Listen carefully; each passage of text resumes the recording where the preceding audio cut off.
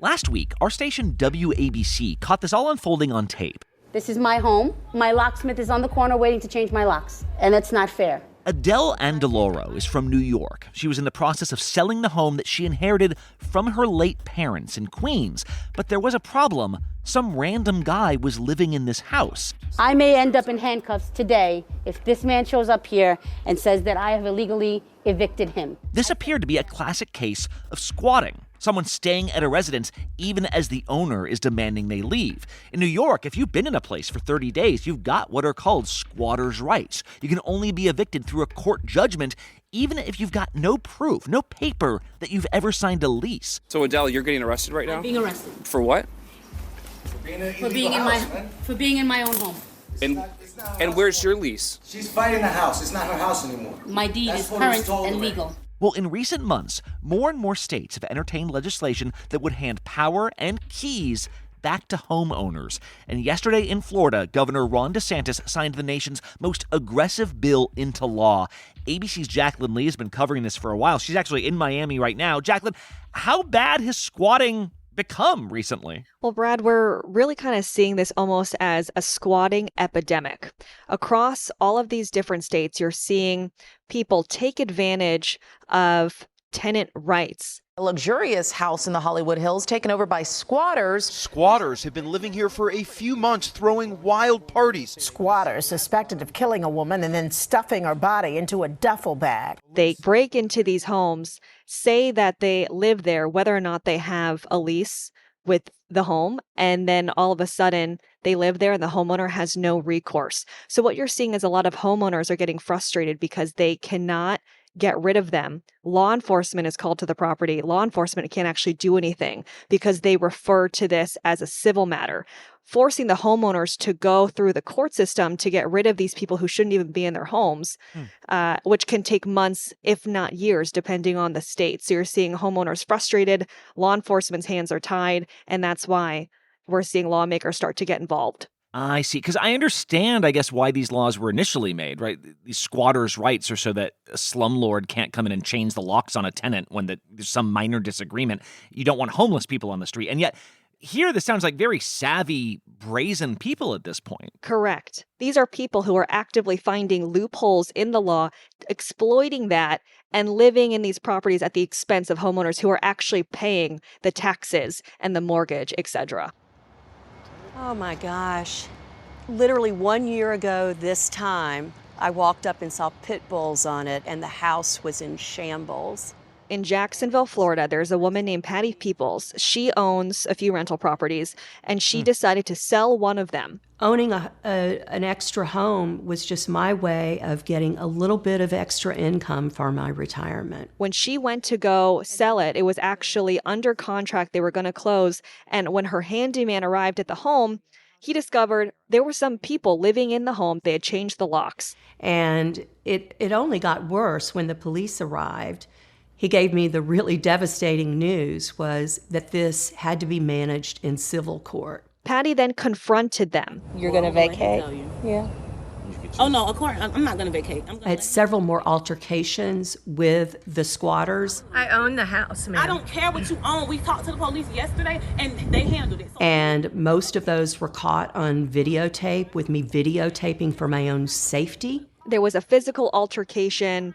The people would not leave, and they actually called the police on her. I own the house. I don't have to go anywhere by law. Yeah, you do. They physically threw her out of the house. I'm not touching you, Mom. You are touching me, and this lady is touching me. We're blocking you from coming in the house. You are. And law enforcement said to her, actually, if you do this again, we are going to arrest you. I cannot tell you the frustration I felt at this point.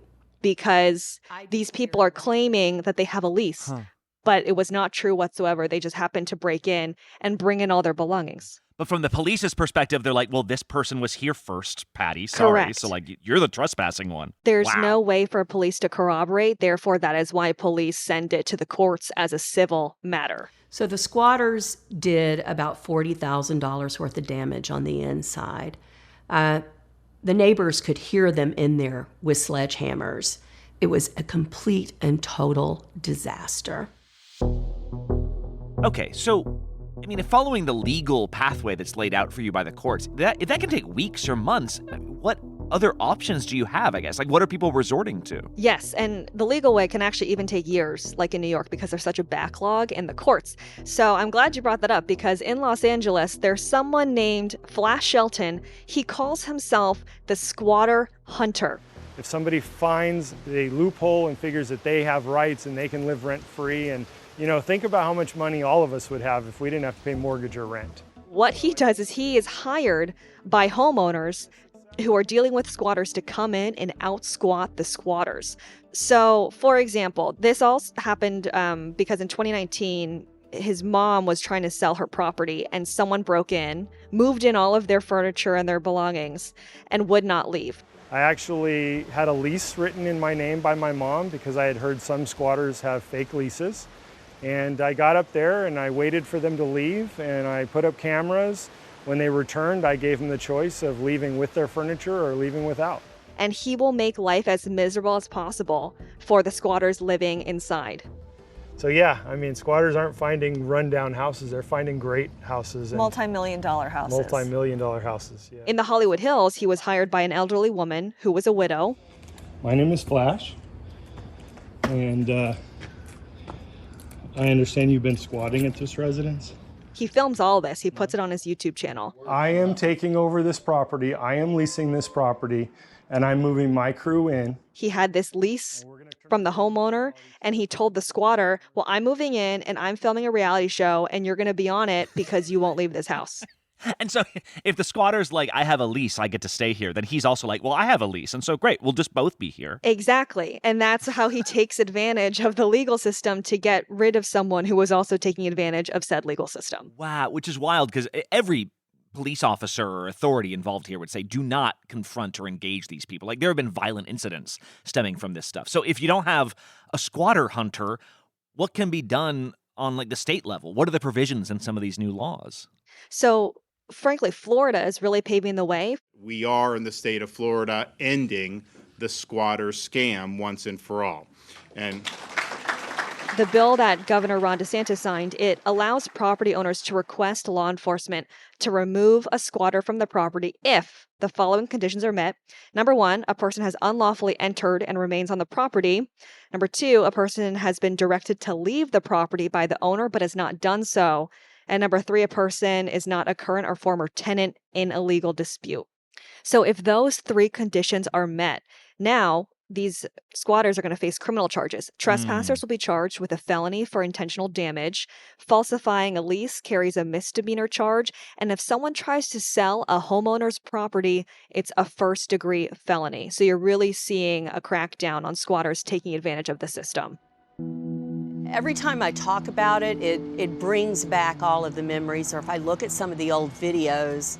Going back to Patty Peoples, who was the homeowner in Jacksonville, who helped spur this legislation, she's hoping this is a blueprint for other states to follow suit. I do feel a little better when I think, well, this issue was used for change, and I'm really grateful at that. We're seeing, lawmakers in New York and Georgia even put forth legislation to try to clarify the difference between a tenant and a squatter. Yeah, and so often when you hear about the Florida governor and the New York governor, the California governor, you think they're going to disagree about things. I mean, this bill in Florida passed unanimously. You got New York and Georgia and Florida considering very similar laws. It's become a very bipartisan sense of anger over what's been happening with a lot of these houses. All right, Jacqueline Lee, they're in Miami. Thank you. Thank you.